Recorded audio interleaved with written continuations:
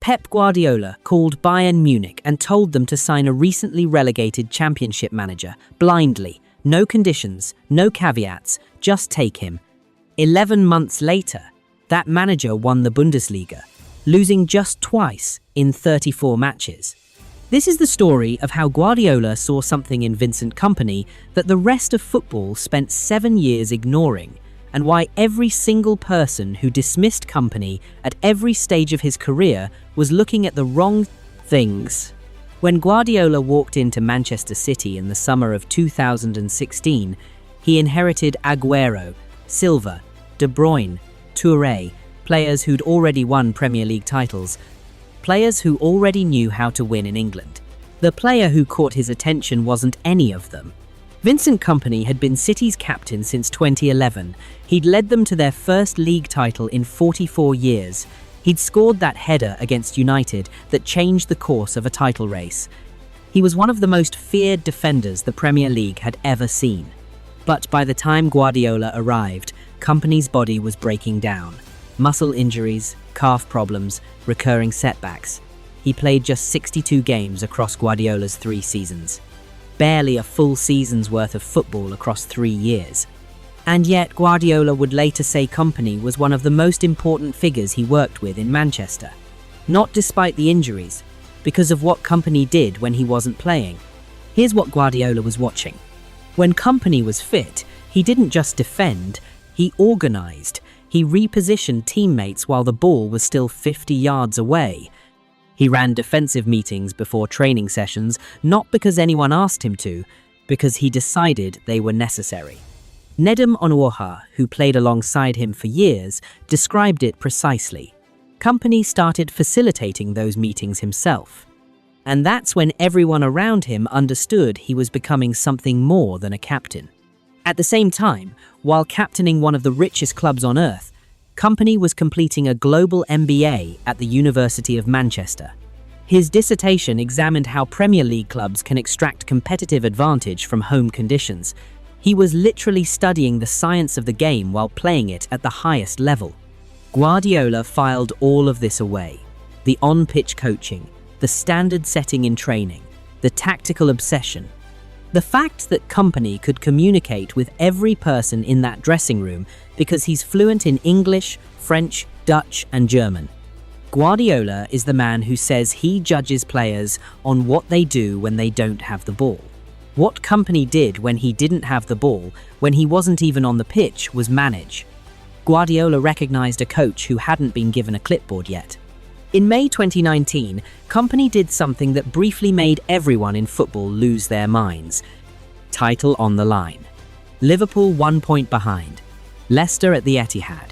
Kompany collects the ball 30 yards from goal and decides against all logic, against all probability to shoot. It was the first goal he'd ever scored from outside the box in his entire City career. It might have been the most important goal the club has ever scored. City won the league by a single point. Days later, he was gone. The farewell letter he wrote on his way out told you everything. He wrote that Guardiola had reignited his love for the game, that he'd witnessed, participated, analysed, absorbed and studied what City did, and that he wanted to teach that football, not play it, teach it. That word choice wasn't accidental. That was Kompany telling you exactly what the next chapter looked like before it had started. Anderlecht, Belgium's most successful club, were a disaster when he arrived. Financial mismanagement, ownership chaos, fan protests, their worst league start in memory. Kompany walked in as player-manager and walked straight into a wall. The player-manager experiment collapsed almost immediately. You can't organize a defensive line and manage substitutions simultaneously. He stepped back from touchline duties, and by August 2020, he'd retired from playing entirely. First full season as manager, 4th place. Second season, 3rd. Not bad for a club in crisis. Not remotely good enough for a club with 9 titles in the 21st century. There were cup final heartbreaks, Conference League exits to clubs most people had never heard of. Reports of friction with the board company wanted to build something sustainable. The hierarchy wanted results this week. But underneath the surface, something was happening that only someone who understood coaching philosophy would recognize. Kompany was implementing positional play at a club that could barely afford its wage bill. He was playing out from the back with players who'd never been asked to do it. He was putting Manchester City's principles into the heart of Brussels. In June 2022, he walked away. Not because he'd failed, because the gap between his vision and the resources available had become unbridgeable. The football world looked at Anderlecht and saw mediocrity. Guardiola looked at Anderlecht and saw a coaching curriculum. Burnley had just been relegated. Sean Dyche, the man who'd defined the club for a decade, was gone. Their identity, direct football, aerial dominance, making life miserable for technically superior opponents, had gone down with the ship. Kompany's appointment made zero sense to anyone watching from the outside. A Belgian centre-back with 2 mid-table finishes in the Belgian league, arriving at a club that played the exact opposite of what he wanted to install in the Championship, where possession football is supposed to go to die. What happened was one of the most complete tactical transformations English football has ever seen.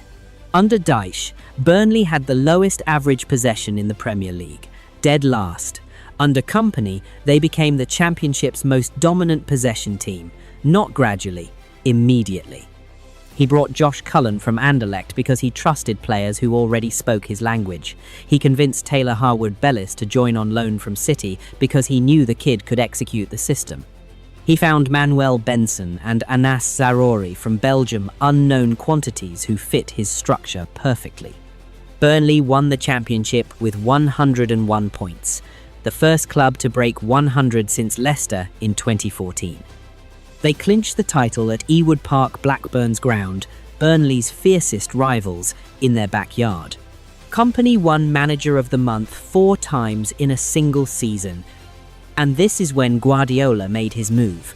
Not a phone call this time, a press conference. Before City's FA Cup quarter-final against Burnley, Guardiola sat in front of the media and said it plainly. Kompany's destiny to manage Manchester City was written in the stars. He didn't know when, but he was more than convinced it would happen. When pressed, was this just loyalty to an old captain? Guardiola got specific. What he'd seen Burnley do on the pitch showed real work and real knowledge. The prediction wasn't sentiment. It was based on quality. Then the Premier League happened. Burnley's first season back was brutal. 19th place, relegated, 24 points. Some called it one of the worst relegations in Premier League history. The criticism was ferocious. Naive transfers, tactical stubbornness, an inexperienced squad being asked to play a style they couldn't sustain against top-flight opposition.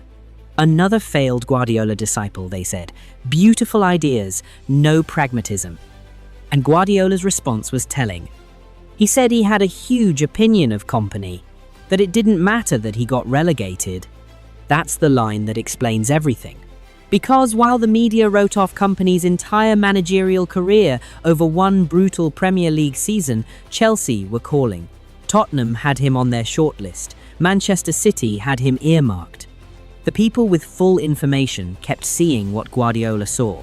Kompany's Burnley were never going to survive with that squad. They bought young and unproven because that was the budget reality. What he built was a system. Systems survive relegation. Panic buys don't. Bayern Munich appointed Vincent Kompany in May 2024. The club had just finished 3rd in the Bundesliga for the first time since 2011, their first trophyless season in over a decade. They'd sacked Nagelsmann, watched Tuchel's tenure implode, and now their answer to this institutional crisis was the manager who'd just been relegated from the Premier League. Max Ebel, Bayern's sporting director, later admitted Kompany was 3rd or 4th on their list when the search started. Then he called Pep Guardiola. Guardiola's response, relayed by honorary president Uli Hoeneß, was instant. Take him blindly. He's a fantastic coach. He'll even take over Man City someday when I'm no longer there. Guardiola wasn't just recommending a friend. He was telling one of the 3 biggest clubs on the planet to bet their entire season on a recently relegated manager. That's not sentiment. That's conviction built from 7 years of private observation. Bayern's first season under Kompany was extraordinary. They won their opening 4 Bundesliga games, scoring 16 goals. They beat Dinamo Zagreb 9-2 inches the Champions League. Harry Kane scored 26 goals and retained his Bundesliga top scorer crown. Jamal Musiala played the best football of his career. Bayern went top on matchday 3 and never came down. 2 defeats in 34 league matches the club's best defensive record in 8 years. They won the Bundesliga with 2 games to spare, finishing with 82 points.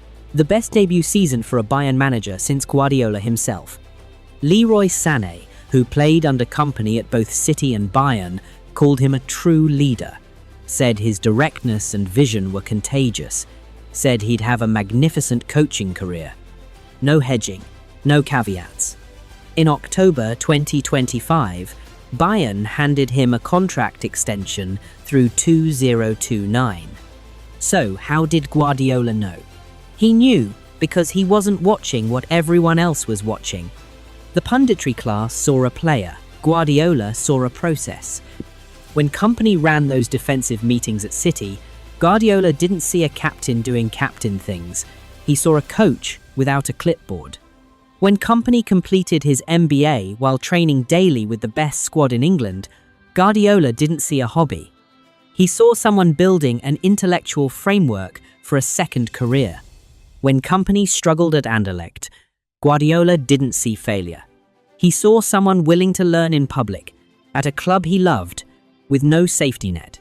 And when Kompany got relegated with Burnley, a squad that was never equipped to survive, Guardiola's opinion didn't shift by a single degree, because Guardiola evaluates process, not outcomes. He knows that relegation with an undercooked squad doesn't erase 101 championship points. He knows that third place in Belgium with no budget doesn't erase the tactical principles being installed underneath the table. He knows that losing is part of the curriculum. Kompany now manages Kane, Musiala, Kimmich, and Sané. He communicates with all of them in their own languages. The same habits he built at Anderlecht, early mornings, long evenings, obsessive preparation, are the same habits he brought to Turf Moor and the same habits he carries into Säbener Straße every single day. And somewhere in the background, Manchester City is watching. He already stands outside the Etihad in bronze hands behind his ears, celebrating that Leicester goal. One day, he might walk past that statue on his way to the dugout. When he does, remember this. Pep Guardiola didn't predict Vincent Kompany's career. He diagnosed it. The rest of us just weren't paying attention. The real question isn't whether Kompany makes it to the City dugout. It's whether there are players in football right now doing exactly what Kompany was doing at 30 running meetings. Nobody asked them to run, studying things nobody told them to study, and whether anyone with the standing of a Guardiola is watching closely enough to see it.